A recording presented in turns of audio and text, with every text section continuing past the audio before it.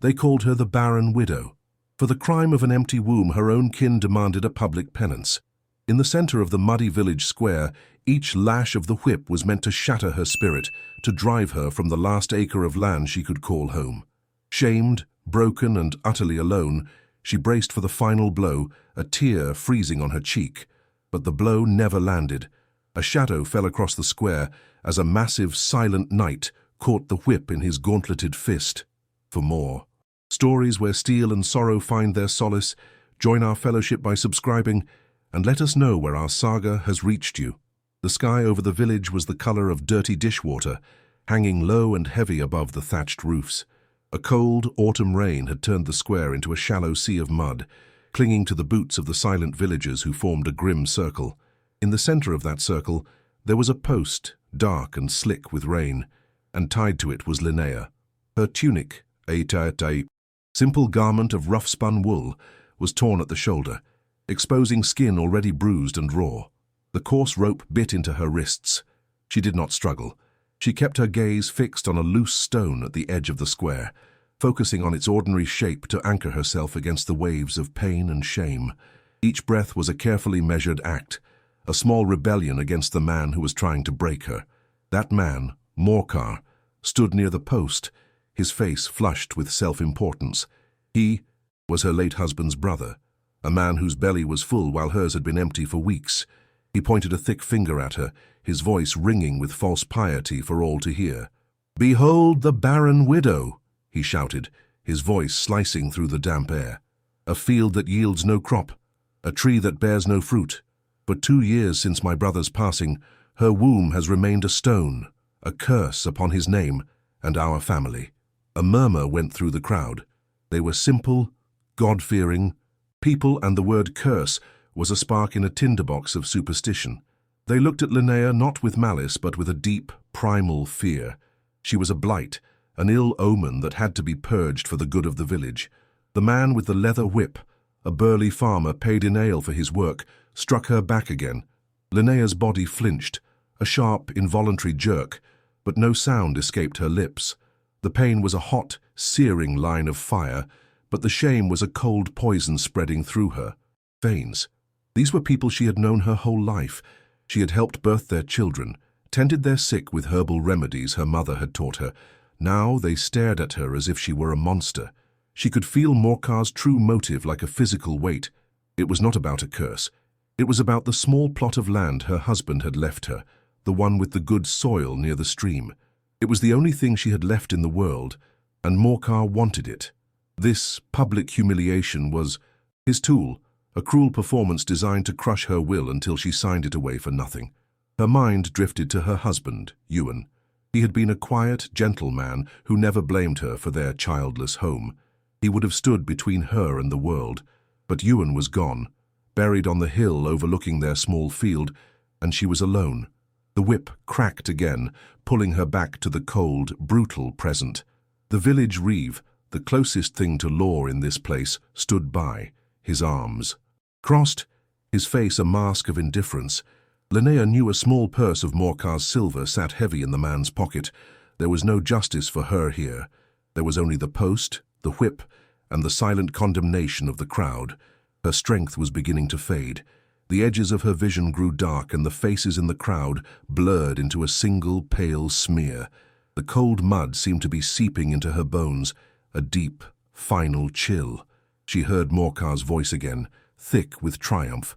"One final strike," he commanded, "to cast the demon of infertility from this village forever." The farmer spat on his hands and gripped the whip. He drew his arm back, the muscles in his shoulder bunching for a powerful final blow. This would be the one to break her. This would be the one that sent her into the darkness.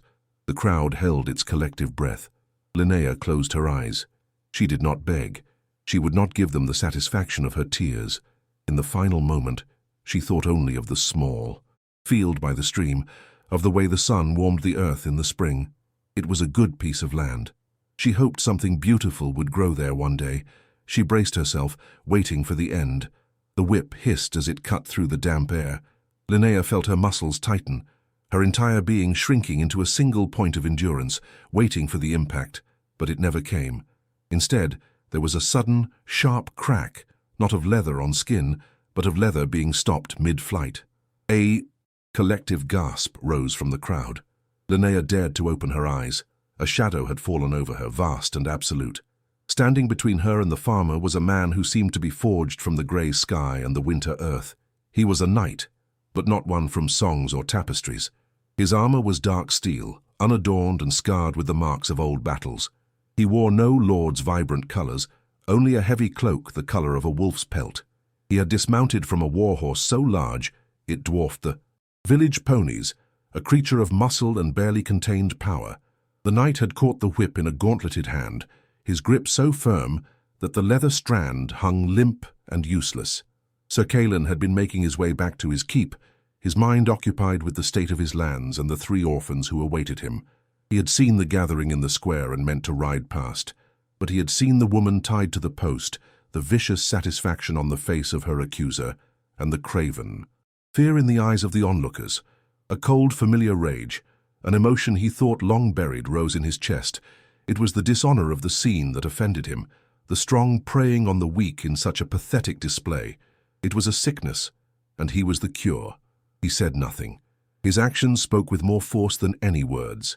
He squeezed his hand, and the wooden handle of the whip splintered in his grip. With a flick of his wrist, he tossed it aside. The farmer who had held it stumbled back, his face pale with terror. Morcar stepped forward, his own face a mask of outrage. "Who are you to interfere? This is village justice, by order of the Reeve." Callan did not even grant him a look. His gaze was fixed on Linnea, a look not of pity but of assessment. From his belt, he unhooked a small heavy pouch. He tossed it, and it landed in the mud at Morcar's feet with a wet, final thud. The sound of silver coins shifting within was unmistakable. He drew a short, practical dagger from his belt. 2 swift, precise motions, and the ropes binding Linnea's wrists fell away. Her arms, suddenly free, hung useless at her sides. Before she could process what was happening, the knight bent and lifted her as if she weighed nothing at all. For a moment, she was suspended in the air, held by arms as unyielding as iron. Then he turned and strode to his war-horse, placing her sideways on the broad saddle. The world tilted, a confusing blur of grey sky and stunned faces. "This woman is my property now," Morcar shrieked, finding his voice at last as he scrambled for the pouch. "You cannot just—" His words were cut short as Callan mounted the great horse behind Linnea. He was a mountain of steel and wool at her back, his presence overwhelming. He gathered the reins, and with a slight pressure of his knees the horse turned, its massive hooves churning the mud. The crowd parted before them as if cleaved by a blade. They did not look back. Linnea, held secure by one of the knight's arms, felt the powerful rhythm of the horse walking, then trotting, leaving the village square behind. She could feel the heat from his body through her thin tunic, a startling contrast to the icy cold of the rain. She was saved, but she was captured. She had been freed from a whipping post only to be claimed by a stranger. As the last of the village huts disappeared behind a stand of skeletal trees, a single question echoed in the silent, shattered landscape of her mind. Where was this silent night taking her, and what fate was worse than the one she had just escaped? The journey was a blur of motion and silence. Linnea was pressed against the knight's hard form, the rhythmic sway of the horse a grim lullaby. They rode through lands that grew wilder with every league, leaving the tamed village fields far behind. The trees were ancient and gnarled, the hills bleak and windswept. It was a land that did not welcome people, a landscape that matched the man who commanded it. She remained limp, a parcel being delivered, too exhausted and frightened to think of what lay ahead. After what felt like hours, a structure rose from the crest of a rugged hill.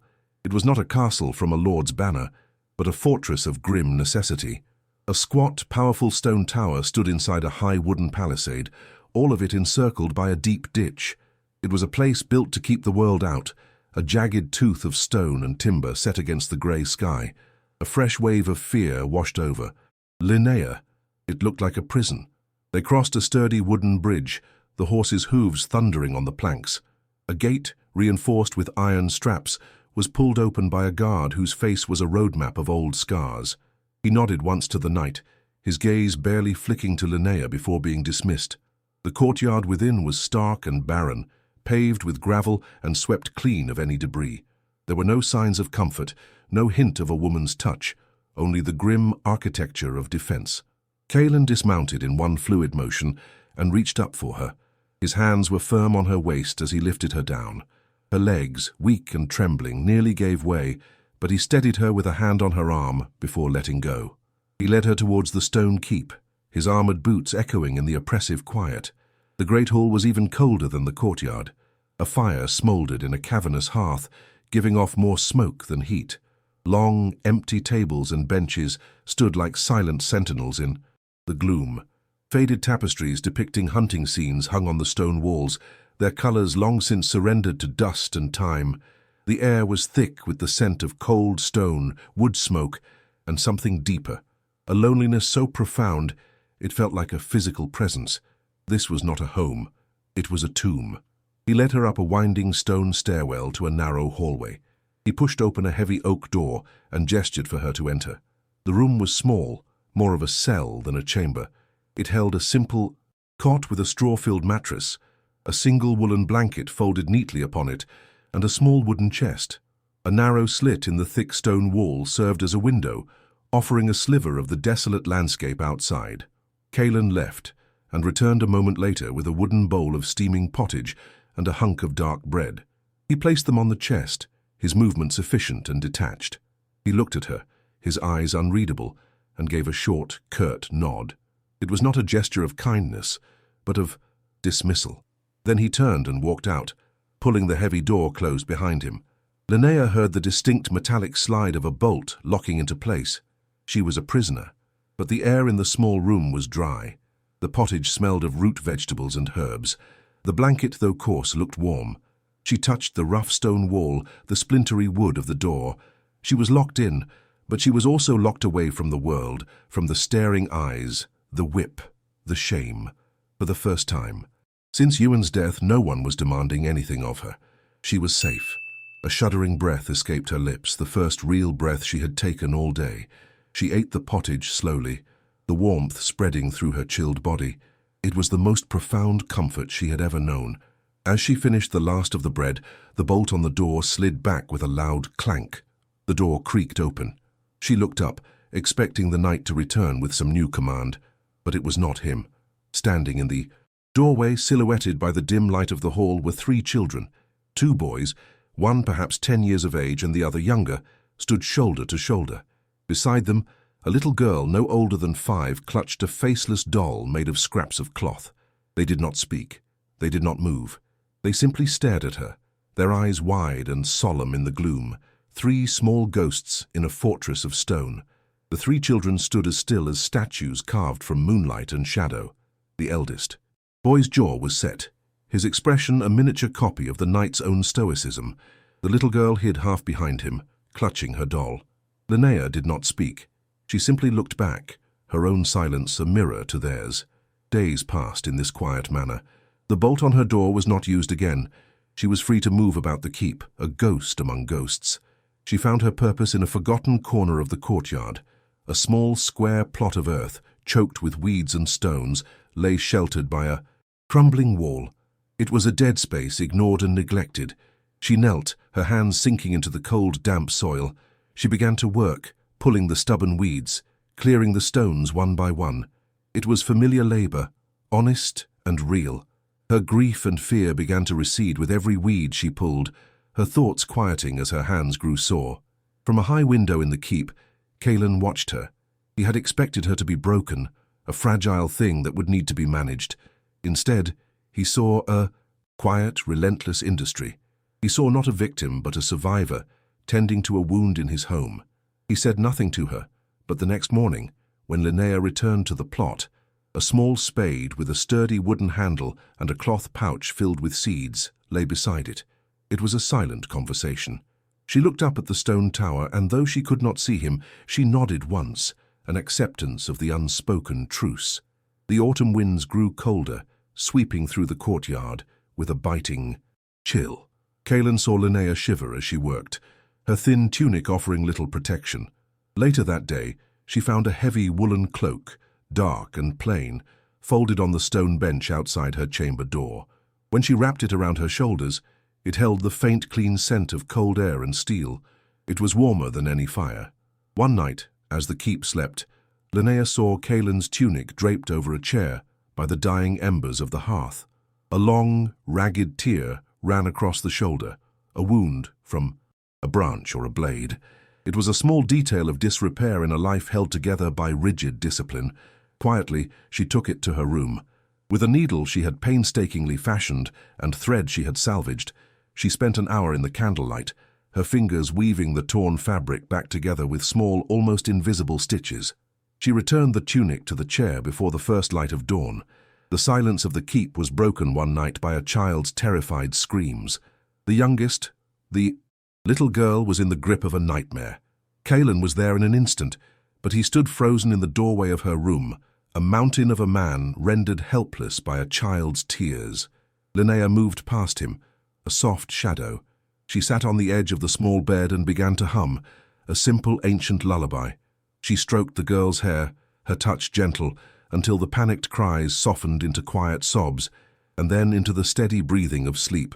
Caelan watched from the doorway, a hollow ache in his chest. When Linnea finally emerged, a pewter cup of warm, spiced wine sat waiting for her on a nearby table, its sweet aroma filling the cold hall. Slowly, the keep began to change. Green shoots pushed through the dark soil in Linnea's garden. The scent of rosemary and thyme began to infuse the air of the great hall. The pottage they ate in silence each evening was no longer just sustenance, it was savory and warming. The three children no longer stared at her as an intruder. They watched her, now with a quiet curiosity, a silent question in their eyes. Caelan returned late from a long patrol, bone-weary and chilled to the core. He walked to the hearth and reached for his old tunic. As his fingers brushed the shoulder, they stopped. He felt the patch of neat, tight stitches where the gaping tear had been. He lifted the garment, tracing the delicate, precise work with the calloused tip of his thumb. It was a repair born not of duty, but of care, an act of profound and unspoken kindness. He stood there for a long time, the tunic in his hands, staring into the glowing embers of the fire. The woman he had brought here was no longer a piece of salvage from a cruel world. She was not a responsibility or a charity. In the quiet solitude of his fortress, she was becoming something else entirely. For the first time since his wife's death, a warmth that had nothing to do with the fire began to spread through his chest. This knight of the Northern March had not always been a man of stone. To understand the silent fortress he had become, one had to know of the life that had once filled these halls and the tragedies that had swept them clean. He had built this keep not for solitude, but for his wife, Alisa. She had been the heart of this place, a woman whose laughter was a song that echoed off the stone walls, and whose presence was a warmth that defied the harshest winter. Where the courtyard was now barren, she had planted white roses. Where the hall was now silent, she had filled it with the music of a small harp. Caelan, the warrior, had found his peace not on the battlefield, but in the circle of her arms. 3 years ago, that peace had been shattered. The birth of their first child had been long and difficult.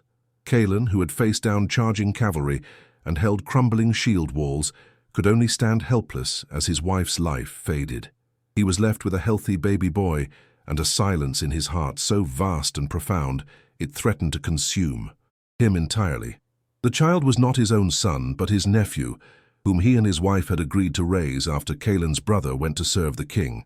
His wife had died bringing his brother's legacy into the world, a sacrifice that felt both noble and cruelly ironic. Grief was a relentless siege, but fate had not finished with him. A year later, the sweating sickness came, a swift and merciless plague that respected neither station nor strength. It claimed Caelan's younger brother and his wife, the parents of the other 2 children he had taken in. He had ridden to their village, only to be met by men with pikes and the smoke of purifying fires. He returned to his keep with 2 more orphaned children, their small hands in his, their eyes wide with a sorrow too deep for their years. That was the day the Stone Knight was truly forged. He buried his grief under a mountain of duty. He locked his heart away in a vault of discipline and order. Love, he had decided, was a vulnerability. It was a weakness the cruel whims of the world would always exploit. He would be strong for the children. He would be their shield, their provider, their unbreachable wall. His keep was no longer a home, it was a barracks, and he was its sole, vigilant commander. He had saved Linnea in the village square, not from a surge of noble chivalry, but from a raw, instinctual rage. In her public degradation, he saw a reflection of the world's senseless cruelty, the same random malice that had torn his own life apart. His intervention had been an act of defiance against the very nature of fate. He could not save his wife, he could not save his brother, but he could save this one woman from being devoured by the wolves. Back in the firelight of the great hall, Kaelin carefully folded the mended tunic. The simple act of care from a woman who had every right to be broken felt like a flicker of light in a long-abandoned room. It did not erase the pain, but it proved that something other than pain could still exist within these walls. A fragile warmth spread through his chest, a feeling he had thought lost to him forever.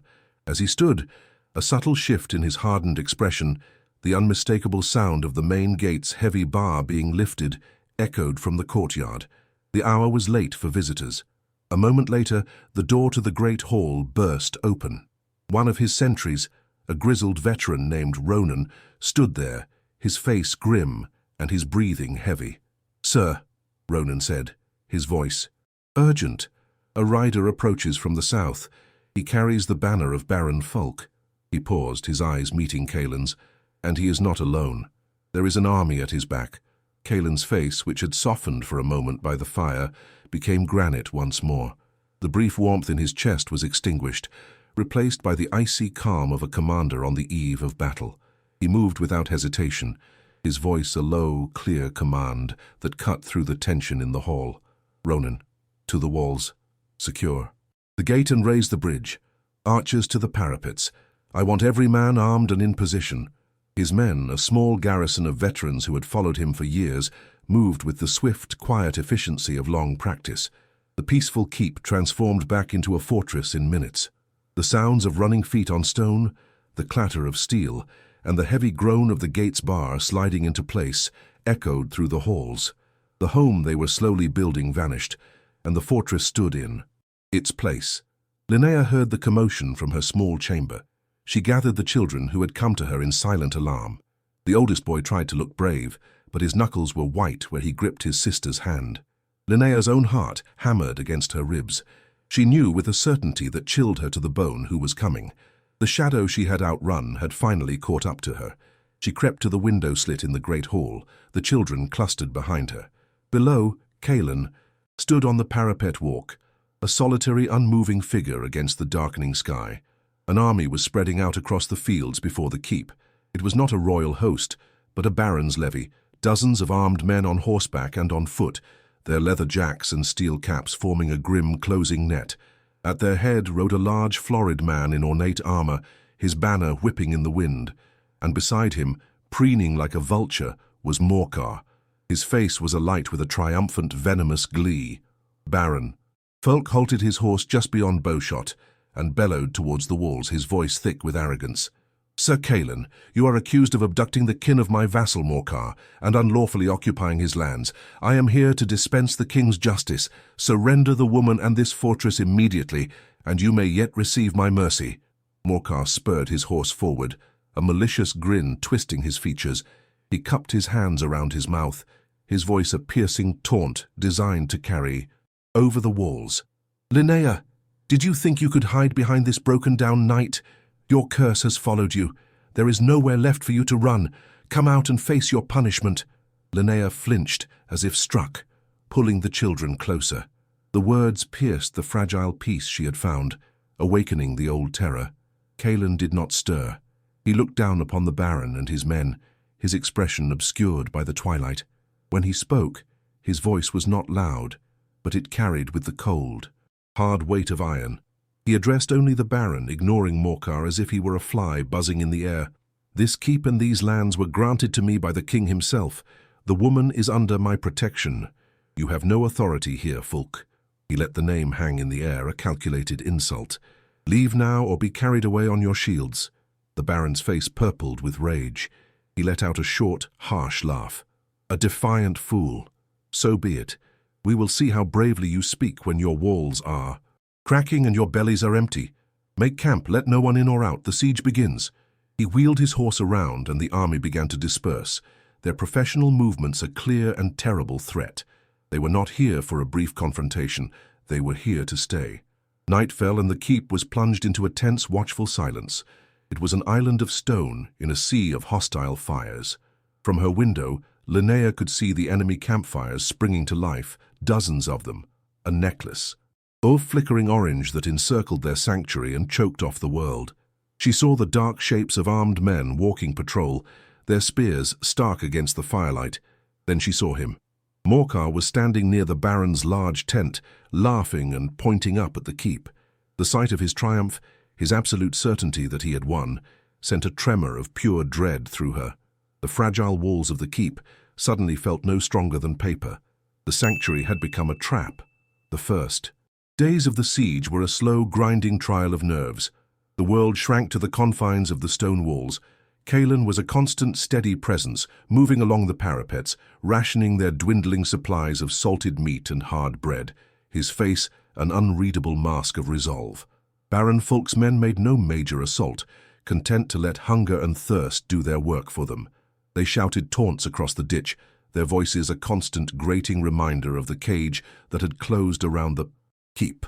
Linnea watched the children's faces grow paler, their silent watchfulness now tinged with fear. She saw the strain in the eyes of Kalen's men, and in herself she felt the old terror beginning to curdle into a new, unfamiliar feeling, a cold, quiet anger. This was her home now. These children were under her care. She would not let Morcar take this from her too. She left the shadows of her chamber and went to the kitchens, taking charge of the stores, her calm efficiency a balm to the growing anxiety of the small garrison. She made the meager rations stretch, turning scraps and coarse flour into nourishing meals. The crisis came after a week. The main well in the courtyard was dangerously low. Kalen gathered his men and told them the truth. "We have 3 days of water. After that we surrender or we die of thirst." A grim silence fell over the hall, but Linnea's mind was not on surrender. It was on her garden. She remembered a patch of vibrant green moss she had seen at the base of the inner wall, thriving in a spot that should have been dry. She took a pry bar from the forge and went to the spot. The men watched her, curious. She worked the bar between 2 large foundational stones where the moss was thickest. With a great effort she dislodged one. A trickle of cold, clear water seeped from the gap. It was a hidden spring, a secret artery of life flowing deep beneath the keep. Hope, sudden and bright, surged through the hall, but Linnea was not done. Emboldened, she walked the perimeter of the keep, her eyes now open to its secrets. In a section of the outer palisade, long neglected and covered in thick ivy, she noticed the ivy itself was unusually lush. Pushing it aside, she examined the thick wooden posts. At their base, where they met the earth, the wood was dark with damp rot. A man could break through with a battering ram in minutes. It was a fatal flaw. She went straight to Kalen, who was organizing the rationing of the new water supply. For the first time she met his gaze without fear, and she spoke, her voice low but clear. "They cannot starve us out now, but there is a weakness in the north palisade. The posts are rotted through." Kalen looked from her to the wall and back again, his expression thoughtful. He saw not a weakness but an opportunity, a trap. His eyes glinted with a cold, hard light. "You have saved us, Linnea," he said, the words a quiet acknowledgement of a new truth. "Now, we will end this." Next morning, the Baron's men were stunned to see the keep's gate open. A single unarmed man emerged under a flag of truce, begging an audience. He spoke to the Baron of thirst, of failing morale, of Sir Kalen considering terms of surrender. As Kalen had predicted, the Baron's arrogance sealed his fate. Why wait for a surrender when he could take the keep by storm and claim all the glory? That night, he would launch a full assault. The attack came after midnight, a wave of dark shapes, rushing the walls with ladders and a heavy ram. They ignored the strong stone tower and focused all their force on the north palisade, the very spot their spies had likely identified as a weakness. They smashed through the rotted posts with a triumphant roar, expecting to find a panicked, weakened defense. Instead, they found Kalen. He and his best men were waiting for them in the narrow gap, a silent wall of shields and sharpened steel. The breach became a slaughterhouse. Kaelan fought at the front, his long sword a blur of silver in the torchlight, his movements economical and deadly. The attackers, funneled into the bottleneck, had no room to fight. They fell, one after another, their triumphant cries turning to screams of pain and terror. The assault broke. It was not a battle, but an execution. The Baron's men, seeing their comrades cut down so easily, were seized by panic. They threw down their ladders and fled back into the darkness. The will of their army was shattered. As the first light of dawn broke over the hills, the siege was over. The Baron's army was in full retreat, a disorganized mob fleeing south, leaving behind their dead and their pride. Kaelan stood on the parapet, his face grim, his armor splattered with blood. Linnea came to stand beside him. Together they watched the last of the enemy banners disappear over the horizon. The sanctuary had held, not by stone and steel alone, but by a quiet wisdom and a warrior's strength, forged into a single, unbreakable shield. The silence that fell upon the keep in the wake of the victory was deeper than any that had come before. It was not an empty silence, but one of exhaustion, relief, and a fragile, nascent peace. The dead had been cleared from their walls, the children were finally asleep, and the night was still. In the great hall, lit only by the low, steady glow of the hearth, Kaelan sat on a bench, his longsword laid across his knees. He was engaged in the slow, methodical ritual of the warrior. With an oiled cloth he wiped the last traces of the battle from the blade, his movements practiced and rhythmic. He was cleansing the steel, and with it, his own mind, letting the cold fury of the fight recede, leaving only the quiet of its aftermath. Linnea entered the hall, her footsteps softer than a whisper on the stone flags. She carried a small wooden bowl of warm water, strips of clean linen, and a small clay pot of the marigold salve she made from the herbs in her garden. During the melee at the palisade, she had seen a blade score a shallow cut along his forearm, a wound he had ignored completely. He looked up as she approached, but did not speak. He watched as she knelt on the hearthstones before him and placed her things on the bench. She reached out and gently took his wounded arm, turning it towards the firelight. He let her. His arm, corded with the muscle of a lifetime of war, lay steady in her hands. Her touch was incredibly gentle. She cleaned the cut. With a tenderness that seemed at odds with the brutal reality of the wound, she worked in complete silence, her focus absolute. For Kaelan, who had known only the rough battlefield treatment of his men, this quiet, careful act of healing was a thing entirely new. It was an intimacy that breached his defenses more surely than any sword. When the wound was clean, she took a small amount of the golden salve on her fingers, but as she moved to apply it, his other hand covered hers, stopping her. His touch was warm and firm. Her breath caught in her throat. She slowly raised her eyes to meet his. In the flickering light of the fire, his gaze was no longer that of a stoic knight or a haunted man. It was filled with a raw, unguarded emotion she could not name. He looked down at her hand, resting upon his arm. It was not the delicate hand of a high-born lady. It was a peasant's hand, calloused from the garden, stained with dirt, the nails cut short for practical work. He saw the strength in it, the resilience, the quiet capacity for care that had mended his tunic, soothed his children and saved his home. Slowly, reverently, he turned her hand over, revealing the soft, worn skin of her palm. He lowered his head and pressed his lips to its center. It was not a kiss of passion, but something far deeper. It was a kiss of gratitude, of respect. It was a silent, solemn oath, a vow to honor the strength he saw in her, to cherish the life she had brought back to his stone fortress, to protect her not as a duty, but as the keeper of his own heart. A single tear escaped her eye and traced a shining path down her cheek. She did not pull her hand away. He held it for a long moment, his thumb stroking softly across her knuckles, before his fingers gently interlaced with hers. There, in the quiet of the hall, with the fire burning warm and the ghosts of the past finally at rest, their silent conversation was complete. The seasons turned, 5 times over. The harsh winds of the northern March still swept across the hills, but within the walls of the keep, a lasting spring had taken root. The fortress of stone had become a home of life. The barren courtyard, once a place of gravel and grim functionality, now boasted a sprawling garden. Linnea's herbs grew in thick, fragrant patches, their scents perfuming the air, and in the most sheltered corner, against the sun-warmed southern wall, a bush of white roses bloomed, the very ones Caelan's first wife had planted, now tended and brought back to life. In the great hall, the faded tapestries of war were gone. In their place hung a single magnificent weaving of Linnea's own making. It did not depict hunts or battles, but the rolling hills of their lands, stitched in the vibrant greens and golds of summer. The hall was no longer a place of echoing silence, but of light and warmth and life. That life was in the children. The three silent ghosts had become a loud and happy reality. They chased each other through the garden, their laughter the new music of the keep. The eldest boy, now a tall and confident youth, showed his younger brother how to parry with wooden swords, his stance a perfect echo of Caelan's. The little girl, her faceless doll long since forgotten, sat on the steps, weaving a crown from daisies, her face serene. From the parapet wall, Caelan and Linnea watched them. It was the same spot where they had stood together and watched an army flee. Now they stood in the warm light of a setting sun, watching their family thrive. Linnea leaned against his side, her hand resting on the gentle swell of her belly.